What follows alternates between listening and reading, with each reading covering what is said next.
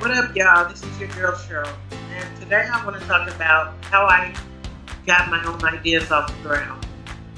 I started in 2004. Just, I thought about what I wanted, what did I wanted to accomplish, what did I want people to see when they saw me. Came out with a logo, and then I just tried to pitch it. And I decided, don't give up until you get it to where you want to. And sometimes it's hard to get your ideas up off the ground because, as soon as you do something, it feels like someone else is doing it too or trying to do it. Just like if you buy a car, you didn't see this car before, but as soon as you got it, next thing you know, it's like, how did all these cars look like mine all of a sudden?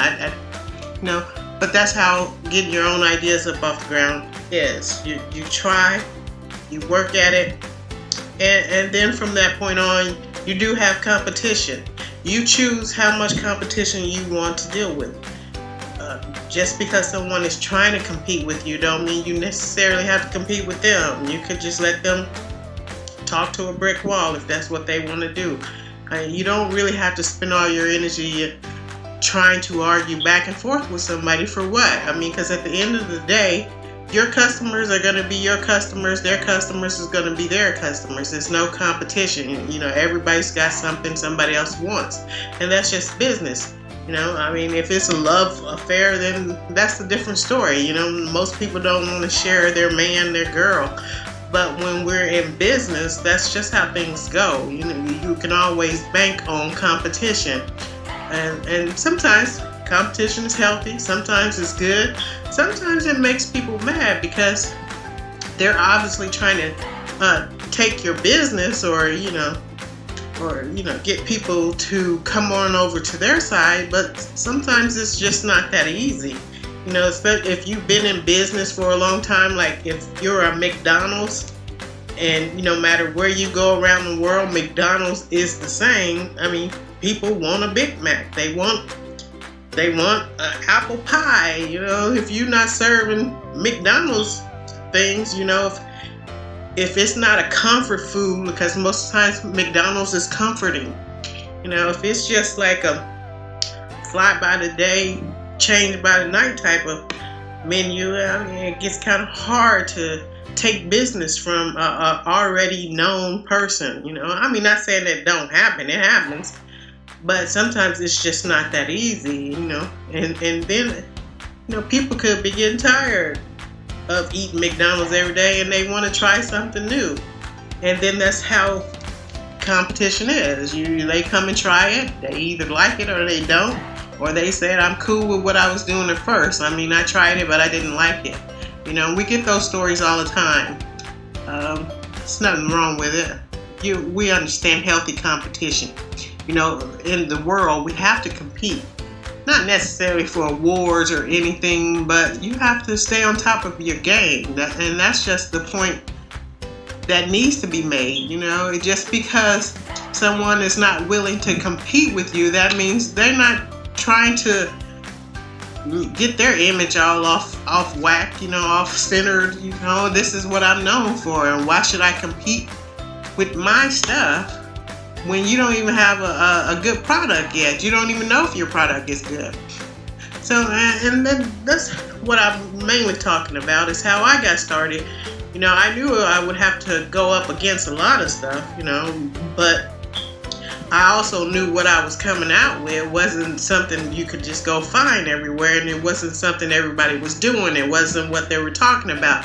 Even if people thought that was what they could relate to, you couldn't wear it better than me. You couldn't make it come to life better than me. So that's why I went with that, and that's how you go. You have to stick with it. And when you're younger, when I was younger, so to speak, you try things and you don't know really what it is that you're aiming for, what you're going for. And then people seem like, man, she starts stuff and then stop, start stuff and then stop. But as I got older and more knowledgeable about what I was going into, it it all kind of came full circle back to what I was initially doing, is just trying to start my own brand, Everybody, when they start something, who don't dream of being a household name? When you pick that up, it's a household name. You want that to be remembered. You want somebody to remember, like, man, every time I see that, that's what I think of. I want to think of my brand like that, and that's how all people who has started anything, a brand, a business, a restaurant, that's what they think about. When you go to my restaurant, I don't want you to be thinking about what they doing over there at their restaurant. I want my food to speak for itself, and I want when you get home, you still tasting that on your tongue. And that's what a brand is to me, and that's how I feel about it. And like I said, I knew it would be competition. I knew people would be like, if you did it, I can do it, which is a good thing to think. But in the context, the way people think it nowadays is always, I can be better than you. I don't know if they do it to everybody, but for me, it seems like that's all they think about is, I can be better than you. I can do it better than you. I can get more endorsements than you. I can get more people on my side than you. And I mean, it's been going on for years and years, and you just still keep looking like, I don't know what better than me is. I mean, at this point, I just don't know what it is. I'm not trying to be funny or anything. It's just, what is it? Tell me so I can understand it when I see it, because I'm not seeing it. So today this is my new podcast. I wanted to do a podcast, start talking. I'm not I'm not a video type of person, because I talk, with my face, which most people do, but I make so many facial expressions, so please forgive me.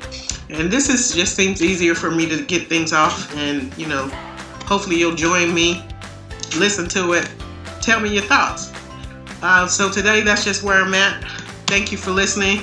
Tune back in every week on Tuesdays. And I'll get back with you. Thank you for listening.